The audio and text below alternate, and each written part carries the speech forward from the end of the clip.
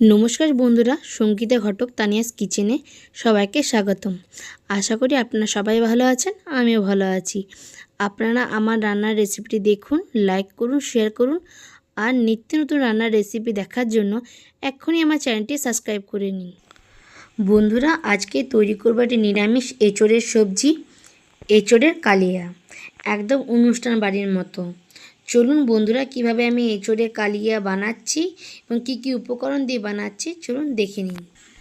বন্ধুরা, আমি এখানে একটা কচি এঁচোড় নিয়েছি, সেটা ভালো করে চোখা ছুলে ডুমো ডুমো করে কেটে একটা কুকারের মধ্যে দিয়ে তাতে একটু নুন আর একটু হলুদ দিয়ে আমি প্রায় 6 থেকে 7 মিনিট মতো এঁচোড়টাকে একটু ভাপিয়ে নিচ্ছি। এঁচোড়টা আমার ভাপানো হয়ে গেছে। এরপর আমি কড়াই চাপিয়ে দিয়েছি, কড়াইয়ের মধ্যে দিয়ে দিচ্ছি সর্ষের তেল আর একটু হলুদ। এরপর যে এঁচোড়গুলো আমি ভাপিয়ে নিয়েছি সেগুলোকে এবার আমি দিয়ে ভালোভাবে লাল লাল করে ভেজে নেব। এঁচোড়গুলো ভাজতে একটু যেহেতু আমার সময় লাগবে, তাই কালিয়ার জন্য মেন মশলাটা আমি তৈরি করে নিচ্ছি। এখানে নিচে আমি টক দই, তার মধ্যে দিলাম হলুদ, এবার দিচ্ছি লাল লঙ্কার গুঁড়ো, এবার দিচ্ছি কাশ্মীরি রেড চিলি পাউডার, এরপর দিয়ে একটু দিচ্ছি চিনি, এরপর দিচ্ছি একটু ধনে গুঁড়ো আর জিরে গুঁড়ো।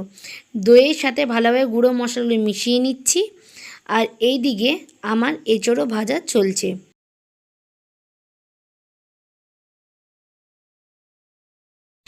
এঁচোড়গুলো আমার ভালোভাবে লাল লাল করে ভাজা হয়ে গেছে। এবার এঁচোড়গুলো কড়াই থেকে তুলে যে মশলাটা আমি তৈরি করলাম সে মশলার মধ্যে দিয়ে দিচ্ছি।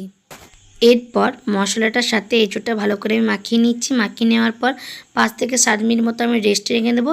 5 থেকে 7 মিনিট পর রেস্টে রাখার ফলে আমার কী হবে, এঁচোড়ের মধ্যে ভালোভাবে মশলার ফ্লেভারগুলো পৌঁছে যাবে। আমার এঁচোড়ের সাথে মশলা ভালো করে মাখানো হয়ে গেছে। এবার ওই কড়াইয়ে একটু তেল দিয়ে, একটু হলুদ, একটু নুন দিয়ে আমি 2টো আলু ডুমো ডুমো করে কেটে নিয়েছিলাম, সে আলুগুলোকে আমি লাল লাল করে ভেজে নিচ্ছি। আলুগুলো আমার লাল লাল করে ভাজা হয়ে গেছে, বা আলুগুলো আমি তুলে এবার ওই কড়াইয়ে তেল দিয়ে 2টো তেজপাতা, গোটা গরম মশলা দিয়ে একটু ভেজে নেওয়ার পর ওই তেলের মধ্যে আমি একটু গোটা জিরে দিয়ে দিচ্ছি। গোটা জিরেটা দেওয়ার পর আমি একটু ভেজে নিচ্ছি। এরপর ওর মধ্যে একটু আমি চিনি দিলাম। চিনিটা ভালোভাবে গলে গেলে এরপর ওর মধ্যে আমি দিয়ে দেবো একটু আদা বাটা। আদা বাটাটা দেওয়ার পর আমি আদাটা একটু ভেজে নেব। আমার আদাটা প্রায় ভাজা হয়ে গেছে। এরপর এর মধ্যে দিয়ে দিচ্ছি আমি টমেটো পেস্ট। আমি টমেটো দিয়ে একটু ভালোভাবে একটু কষিয়ে নেব, কারণ টমেটোর কাঁচা গন্ধ যাওয়া পর্যন্ত।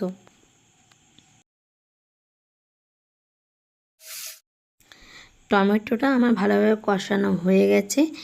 এরপর এর মধ্যে আমি যে ডুমো ডুমো আলুগুলো ভেজে রেখেছিলাম সে আলুগুলো দিয়ে দিচ্ছি। আলুগুলো দেওয়ার পর ভালোভাবে মশলার সাথে আলুটাকে একটু কষিয়ে নিচ্ছি।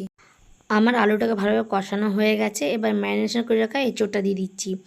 এঁচোড়টা দেওয়ার সময় গ্যাসের আঁচটা কিন্তু লোয়ে রাখতে হবে, কারণ এঁচোড়টা দই দিয়ে ম্যারিনেশন করা ছিল।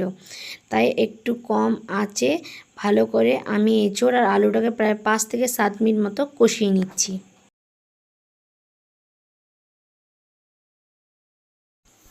এঁচোড় আর আলুটা কষানোর সঙ্গে সঙ্গে এর মধ্যে দিয়ে দিচ্ছি আমি একটু পরিমাণ মতো নুন। নুনটা দেওয়ার পরে এঁচোড় আর আলুর সাথে নুনটা ভালো করে মিশিয়ে নিলাম। আমার এঁচোড় আর আলু ভালোভাবে কষানো হয়ে গেছে। এরপর এর মধ্যে দিয়ে দিচ্ছি পরিমাণ মতো আমি জল। জল দেওয়ার পর আমি ঢাকা দিয়ে এঁচোড় আর আলুটাকে ভালো করে সেদ্ধ করে নিচ্ছি।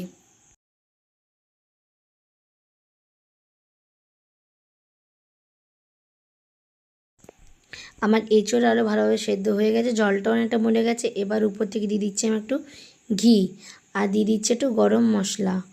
এগুলো দেওয়ার পর ভালোভাবে ঘি আর গরম মশলাটা আমি এঁচোড়ের সাথে মিশিয়ে নিচ্ছি এবং এবার ঢাকা দিয়ে আমি প্রায় 3 থেকে 4 মিনিটের মতো এঁচোড়টা রেখে দেবো। তারপর এঁচোড়টাকে আমি পরিবেশন করব। তৈরি হয়ে গেল একদম অনুষ্ঠান বাড়ির মতো নিরামিষ এঁচোড়ের কালিয়া। বন্ধুরা, ধোয়া ওঠা গরম ভাতের সাথে খেতে জাস্ট দুর্দান্ত লাগবে। অবশ্যই বন্ধুরা একবার ট্রাই করে দেখবেন কেমন হচ্ছে, অবশ্যই আমাকে কমেন্টে জানাবেন। বন্ধুরা, যদি আমার এই এঁচোড়ের কালিয়া রেসিপিটা আপনাদের ভালো লেগে থাকে অবশ্যই আমার চ্যানেলটা সাবস্ক্রাইব করবেন, শেয়ার করবেন এবং লাইক করবেন। বন্ধুরা, আজ এই পর্যন্ত, দেখাবে আবার একটা নতুন রেসিপির সাথে। টাটা বন্ধুরা।